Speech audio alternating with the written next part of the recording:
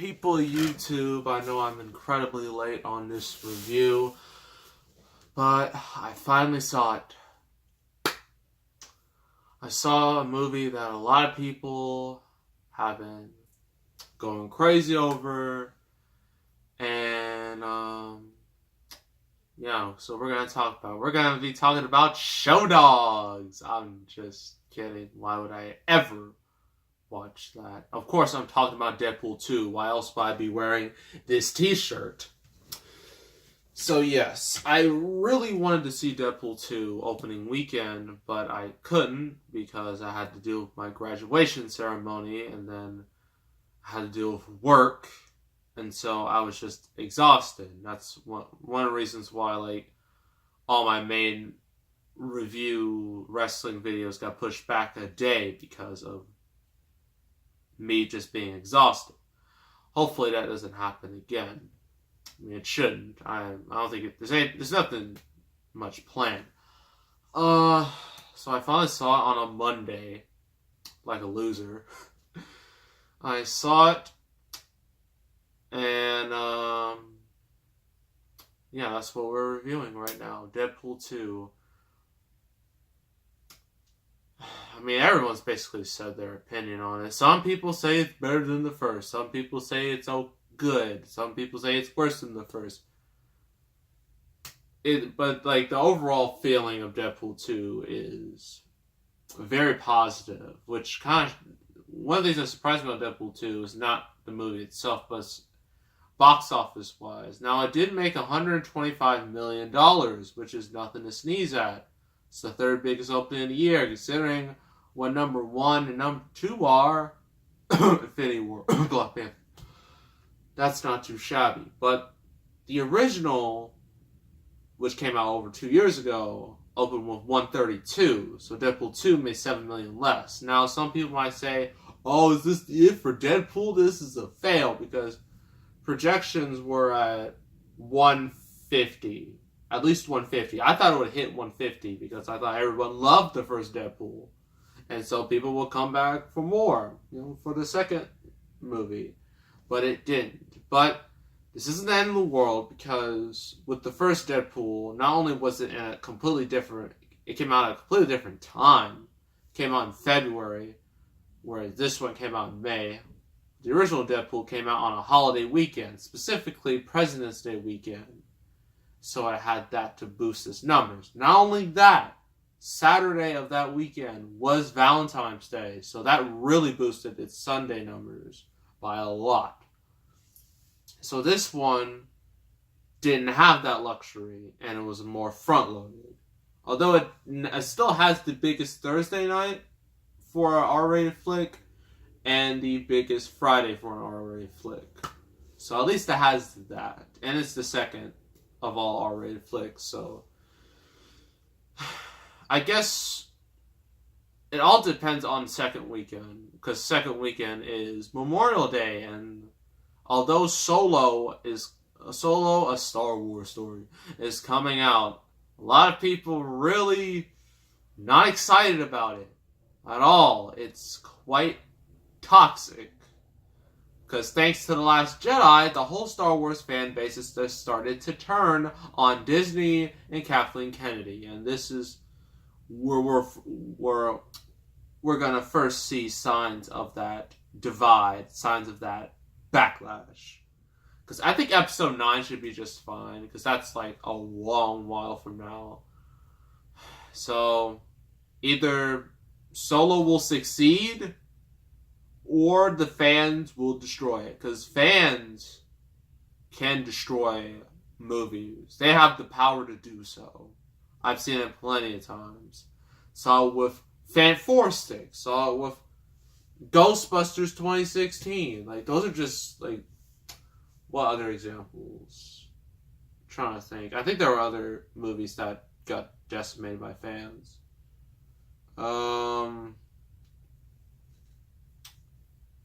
Those are the two that, come up to mind of epic disasters in movies.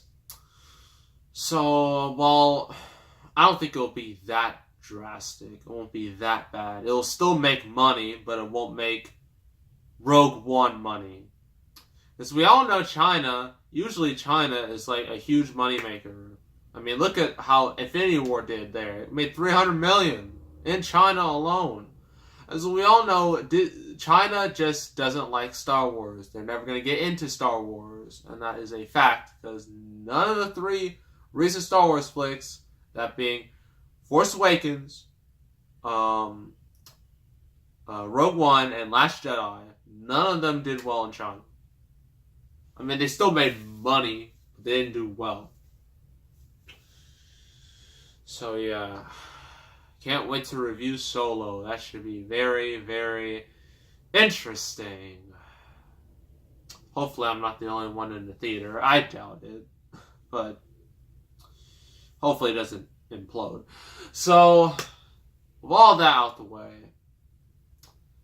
the movie itself, Deadpool 2. I'm just going to say right now, this isn't a spoiler, but the trailers are quite vague on what the plot is actually about. It leaves out a lot of stuff. Like, certain scenes, the real story, certain characters, not going to say who, because probably the internet has already spoiled it. Great job, internet. So yeah, if you haven't seen the movie yet, if you just look at the trailers, I must warn you, the movie is not the trailers. It's not the same at all. It's a bit of it kind of swerves you, but not so drastically like Last Jedi or Infinity War. Not as drastic as that. So according to the trailers, Ryan Reynolds is once again Deadpool. Or is Deadpool Ryan Reynolds? That is a true question. But so like according to the trailers, like, you know, has his girlfriend, his taxi driver, Dopinder. He has this job, basically his job as a mercenary. Everything's going good, but then Cable shows up. And he's apparently going after this kid, this mutant kid, and he either just wants to kill him or do something. So Deadpool has to stop him, but in order to stop him, he has to get his own little squad, an X-Force, if you will, in order to stop Cable. And that's the plot according to the trailers. The real plot is a lot different. And while that plot in the trailers is still in there somehow, that's not the main plot of the movie. I'm not going to say what that is because I don't want to ruin the experience for you. So pros and cons. Pros. Ryan Reynolds. Ryan Reynolds, he gives it his A game. Like, he clearly has a lot of passion for the character of Deadpool, and it shows. Like, there's a reason why, you know, the test footage leaked many years ago during Comic-Con weekend in 2014? It was 2014. Because it's clear Ryan Reynolds cares about the character, because he wanted to redeem it after the awful interpretation of the character in X-Men Origins Wolverine, which is, of course, once again mentioned. It was mentioned in the first, so obviously it'll be mentioned in the second, because why wouldn't it? So, yeah, I mean, like, it's similar to how Robert Downey Jr. is Iron Man, Hugh Jackman is Wolverine, like, Famke Janssen is Jean Grey. Like, there are certain characters, like, certain actors that work with certain characters, and they can make them work, and make them great, and make them memorable. And that's what Ryan Reynolds does with Deadpool. The action scenes are very fun. They are quite violent, as you would expect. You know, this is an R-rated movie after all. It has some really good action scenes. You saw some in the trailers and whatnot. So they were great. And it really looks a lot... And the movie just looks... It clearly looks more mainstream because this movie had a much bigger budget than the first. Because the first had a budget of $58 million. This one has a budget of $110 million, so nearly double. It clearly shows. Rest of performances. Josh Brolin, he's having quite the summer. First he was Thanos, now he's Cable, and now he's gonna be in Sicario 2. Like, this is his year. He does a pretty good job at Cable, the character of Cable. I think he was a good fit, to play the character. And I know he's going to be in more movies because he has a contract for more movies. So hopefully, we get to learn a bit more about Cable.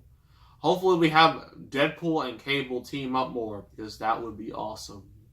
Hopefully in that X-Force movie that will come out soon, eventually. I don't know when, but it's going to come.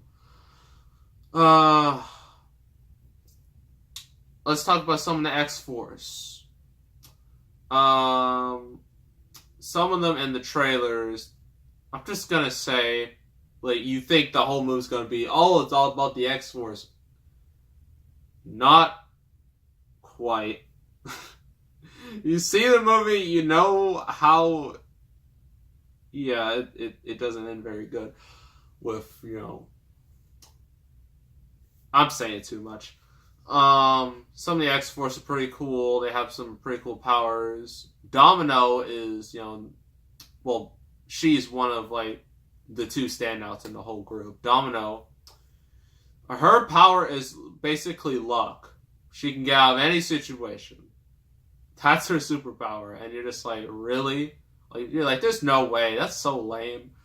But then you see her power in action, and you're just like, oh, that is a pretty good, cool power.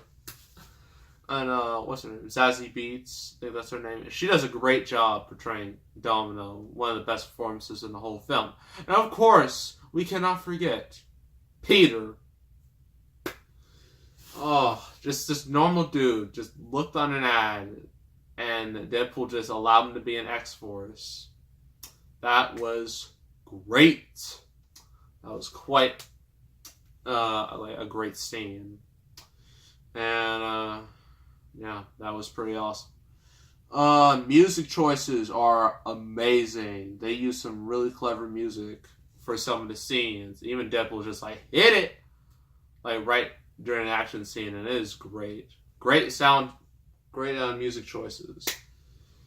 The humor itself is hilarious. There are several parts with references that I personally loved. They do reference Logan, which only makes sense, because when Logan came out, there was a short, No Good, I forgot what it was called. I think it was No Good Deed, with, like, Deadpool and Ryan Reynolds. That was before Logan. So it only makes sense Deadpool 2 rips on Logan. Yeah, they say a bunch of jokes. You hear Green Lantern. In the trailers, they mention the DC universe. They mention Thanos. It's all great stuff. Love it. In terms of flaws, just some of the story elements might seem a little cliche, if you will, but they're not, they're not a massive issue. Like, it's the smallest nitpick.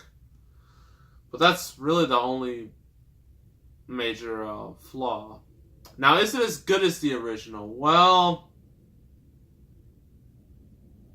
no, that depends, because the original kind of had a real lightning in a bottle feel to it, and the sequel definitely does a lot of the stuff the original did, which is good. Because if you want a good sequel, you have to both do some of the stuff that people loved the first time and do some new stuff, and that's what this sequel did. And that's where it really succeeds, unlike most comedy sequels, which tend to fall quite short. I mean, not all comedy sequels. I mean, I got the Jump Street movies right here. They 22 Jump Street didn't disappoint from the original. It basically even ripped on itself for being a sequel. Like, all that movie did was just do the same thing, but then was basically just basically basically ripped on itself. But okay, it's not the same thing, but it's Deadpool 2, I guess we can compare the two because Deadpool is more of a comedy than... It leans more towards comedy than just straight up superhero. Sorta. But Deadpool 2, a fantastic movie in my eyes. About on par with the original.